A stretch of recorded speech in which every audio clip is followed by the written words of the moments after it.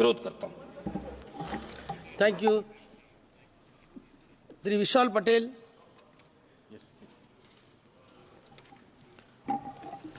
इस अवसर के लिए धन्यवाद सभापति महोदय।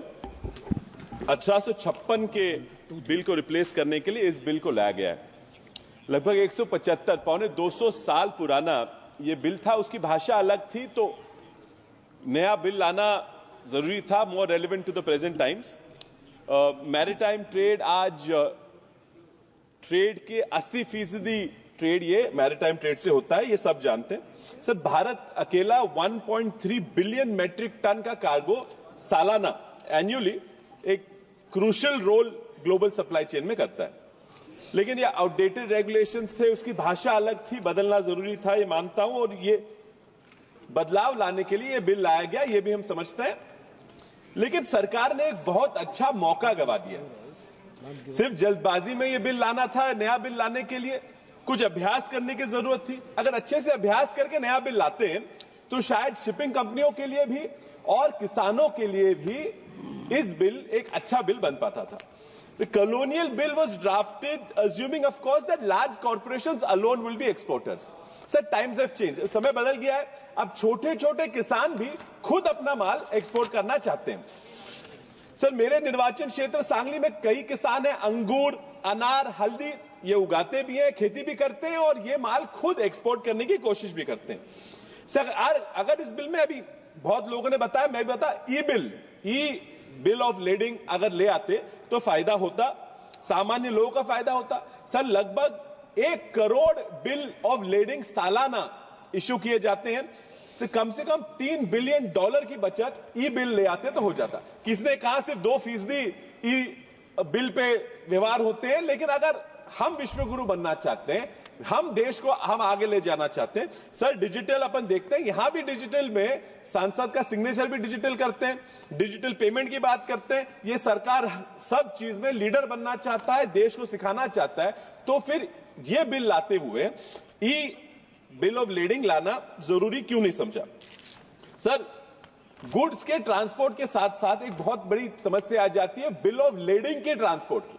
माल तो चढ़ा दिया, अब ये जो बिल ऑफ लेडिंग सामने वाले इंपोर्टर तक पहुंचाना है, वो भी एक बहुत बड़ी समस्या होती है। एक 2 पर्याय होते हैं उसके पास। एक तो कुरियर से ये बिल ऑफ लेडिंग आगे भेज दो, रास्ते में कुरियर खो गया, चोरी हो गया तो सारा माल चला गया।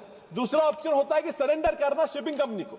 सरेंडर कर दिया तो सर कल अगर हाई सी सेल करना हो, माल ट्रांसफर करना हो तो अपन कर नहीं पाते। तो अगर ई बिल ले आते इस प्रोविजन में तो बहुत फायदा हो जाता। Sir, in today's time they talk of digital economy. I wonder why it is very surprising that they themselves could not bring this in. Sir, ये रॉटरडैम रूल जो 2008 के बने थे, रॉटरडैम रूल्स भी जो इन्होंने इसमें अडॉप्ट करने चाहिए थे, उसमें भी ई बिल ऑफ लेडिंग की बात की गई है। Sir, how much longer will the simple farmer have to depend on large exporters to send abroad his goods? How much longer does he have to share his price of goods with the middleman?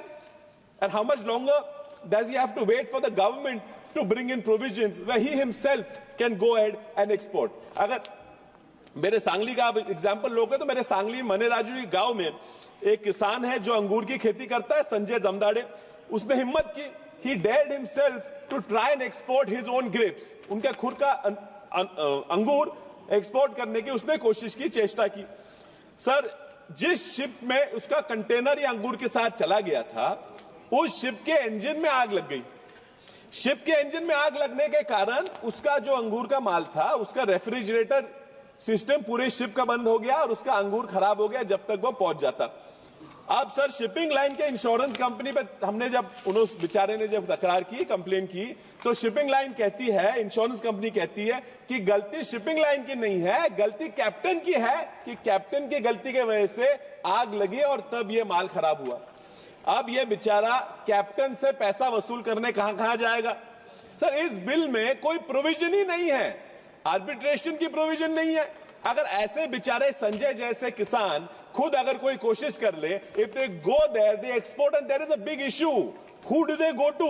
So shouldn't this bill have provisioned for these kind of incidents or similar incidents that common farmers who are trying to become exporters themselves are going to face? So the bill goes on to vaguely talk about empowering the government to take decisions or for enforcing the provisions.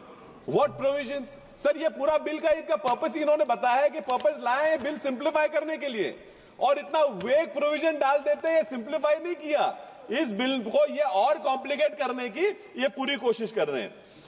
Sir, I would like to recommend, I would like to recommend to the government that they bring in a policy of integrating the BOL with the temperature tracking logger to ensure both importer and exporter get real-time updates on the quality of their shipments. Moreover, dispute resolution mechanism needs to be worked as simple farmers like Sanjay cannot fight international disputes. This demand is most logical and falls in line with the Hague Rules of 1926, which set the foundations for the carrier responsibilities.